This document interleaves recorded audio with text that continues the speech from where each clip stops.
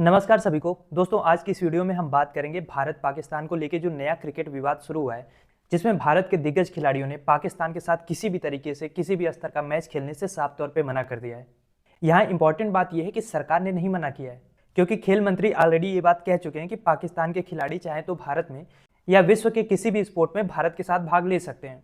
तो ये जो पाकिस्तान का बायकॉट है, ये इंडियन क्रिकेटर्स ने व्यक्तिगत रूप से किया है। और ये बायकॉट जो है वो अपने आप में इंपॉर्टेंट इसलिए भी हो जाता है क्योंकि ये केवल क्रिकेटर्स का नहीं बल्कि पूरे देश का सेंटीमेंट बताता है कि हम पहलगाम हमले को भूले नहीं है और देश हित से ऊपर हमारे लिए कुछ भी नहीं है, चाहे वो क्रिकेट हो या बॉलीवुड हो या कोई और इवेंट हो।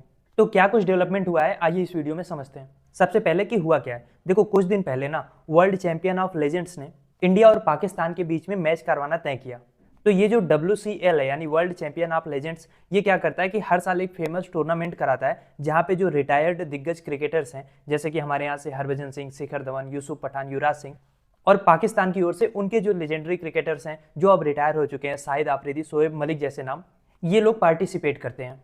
पर इस बार क्या हुआ है कि जो भारतीय लेजेंड्स के क्रिकेटर्स हैं उन्होंने खुल के ये बात कही है कि हम पाकिस्तान के खिलाफ नहीं खेलेंगे। और इस विरोध के बाद पूरे टूर्नामेंट में एक भूचाल सा आ गया और फाइनली WCL को माफी भी मांगनी पड़ी कि उन्होंने ये मैच आयोजित करने का सोचा। अब आयोजकों का कहना यह है कि क्योंकि पाकिस्तान की हॉकी टीम जो है वो भारत में आ रही है, तो उनको लगा कि माहौल अब नॉर्मल हो ही गया है, तो अगर हॉकी का मैच हो सकता है तो क्रिकेट का भी क्यों ना हो सके।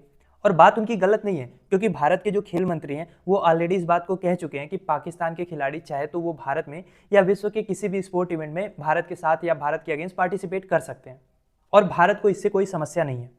और इसी के बाद आयोजकों को शायद ये लगा होगा कि अब रिलेशनशिप नॉर्मल हो रही है, तो WCL वाला जो लेजेंडरी क्रिकेट का मैच है उसको भी कराते हैं।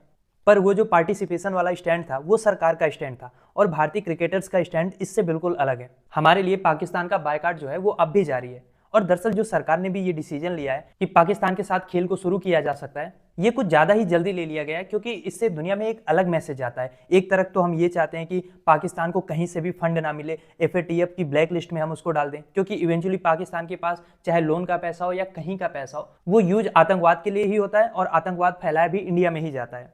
और खेल से भी तो पैसा ही बनता है। अगर इंडिया पाकिस्तान को बायकॉट करता है ना, तो पाकिस्तान को इससे बहुत ज़्यादा फाइनेंशियल लॉस भी होगा।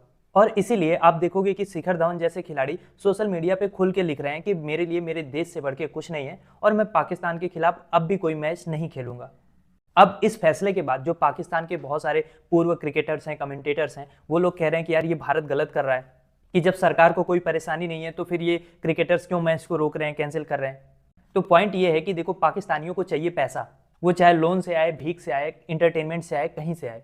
पर भारत को कम से कम इतनी कोशिश करना चाहिए कि हमारी ओर से उनको किसी भी तरीके से फाइनेंशियल हेल्प ना हो, क्योंकि ये लोग सुधरने वाले नहीं हैं जब तक हमारी डिप्लोमेसी पाकिस्तान को लेके प्रोएक्टिव नहीं होगी। दरअसल होता क्या है कि हम पे कोई हमला होता है, हम कुछ दिन बहुत ज़्यादा एक्टिव रिएक्ट करते हैं, रिएक्टिव हो जाते हैं, उसके बाद हम सब कुछ खुद धीरे धीरे नॉर्मल करते जाते हैं। पर ये जो क्रिकेटर्स ने हमारे स्टैंड लिया है ना, ये हमारी सरकार को भी एक बहुत कड़ा मैसेज देता है कि जो भारत की जनता है, जो हमारे क्रिकेटर्स हैं, वो अभी पाकिस्तान को लेके क्या सोच रहे हैं। और जनता का प्रेशर बहुत बड़ा होता है। अगर डोमेस्टिक पॉलिटिक्स में हमारे पॉलिटिशियंस को लगेगा कि पाकिस्तान के लिए इतना ज़्यादा रास्ता आसान नहीं करना चाहिए अभी, तो हमारी पॉलिसी भी चेंज होगी। क्योंकि आप देखो, सरकार ने अभी यूट्यूब पे जो बैन लगा था उसको पाकिस्तानी चैनल्स पे उसको हटा दिया था। फिर जब भारत में इसको लेके लोगों का गुस्सा दिखा तो सरकार ने वापस से बैन लगा दिया। बॉलीवुड में भी इनके एक्टर्स को या एक्ट्रेस को काम नहीं दिया जा रहा है और ये सब बहुत जरूरी है। अब कुछ लोगों का इस पे सवाल ये होगा कि क्या स्पोर्ट को जियो पॉलिटिक्स के साथ जोड़ना सही होगा। तो यार पॉइंट ये है कि हर आदमी जो स्पोर्ट खेल भी रहा है, आप देखो ऑपरेशन सिंदूर के दौरान शाहिद आफरीदी या फिर वहां के जो और सारे क्रिकेटर्स हैं, एक्टर्स हैं, वो भारत के लिए कितना जहर उगल रहे थे। तो उनको स्पोर्ट्समैनशिप के साथ लगे रहना चाहिए था। वो क्यों अपने सरकार का साथ देने के लिए जियो पॉलिटिक्स में कूदे। और अगर वो जियो पॉलिटिक्स में कूद गए हैं तो आप ये कैसे कह सकते हो कि स्पोर्ट और जियो पॉलिटिक्स अलग अलग है। और दूसरी बात ये भी आप देखो कि जो आतंकवादी हैं, अगर उनको लड़ना है, कुछ भी करना है, वो आके उनके पास दम है तो इंडियन आर्मी से लड़े।